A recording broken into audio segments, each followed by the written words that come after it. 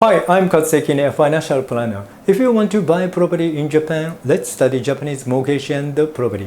If you are an ordinary dual-income couple working in Tokyo today, could you still afford to buy a home? An annual household income of 10 million yen, even 15 million yen. In Japan, that would generally be considered a high-income household. But in today's Tokyo, even those families can no longer afford to buy a home. Housing prices have risen much faster than income. This is no longer just a story about the rising real estate price. It is becoming a story about the city that is generally losing its ability to accommodate the middle class.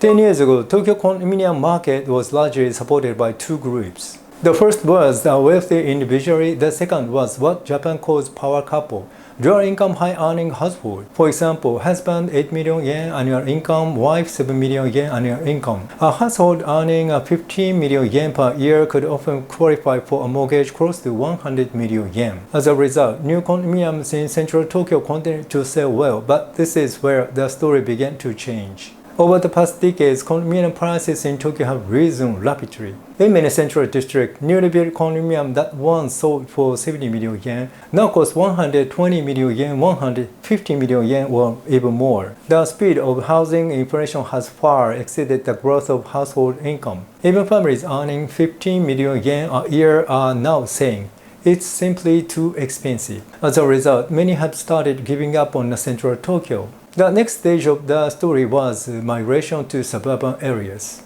People began looking to places such as Saitama, Chiba, Kanagawa, or Western Tokyo. Many were willing to accept longer commuting time in exchange for home ownership.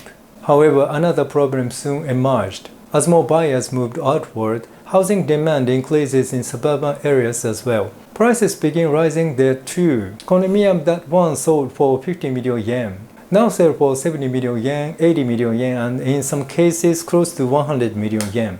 People pushed out of central Tokyo ended up driving up prices in the suburbs. It became domino effect. What happens when people can no longer afford to buy? They continue renting. As more households remain in the rental market, rental demand increased. Today, rent increases are no longer limited to central Tokyo. Rent is also getting more expensive in suburban areas. The reason is simple. People who have given up on the buying a home are staying in the rental market longer. This phenomenon is not unique to Tokyo. It has already occurred in major global cities such as London, New York, Sydney, and Tokyo is following the same path. Rising property prices eventually translated into rising rents. At this point, many people ask, why not just move to a rural area? Instead, it sounds reasonable. In reality, it is far more complicated.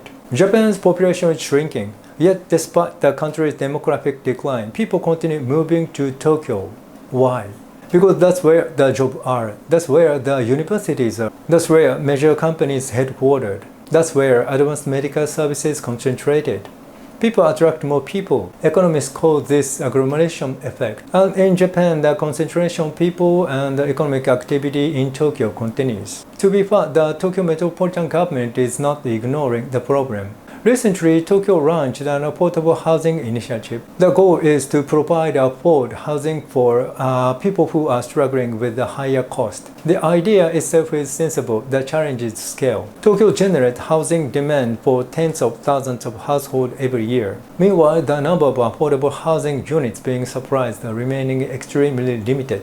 It is like bringing a glass of water to a city facing a drought. While helpful for some residents, it does not solve the underlying problem. As a financial planner, I have advised home buyers for more than 20 years. In the past, the situation was relatively simple. If you worked hard, saved money, and maintained a stable career, buying a home was usually achievable. Today, the situation feels very different. More and more people are discovering that even hard work and good income are no longer enough. And this is why I believe Tokyo's housing issue is not really a housing problem. It's a city problem. Tokyo has become one of the world's leading global cities, but at the same time, it is becoming increasingly difficult for ordinary middle-class families to live there. The real question is not whether home prices will rise or fall next year. The real question is, what kind of city Tokyo wants to become? Will it follow the path of New York? Will it become more like London? Or will Japan find its own unique solutions? Over the next decades, Tokyo's housing market will be about much more than real estate prices.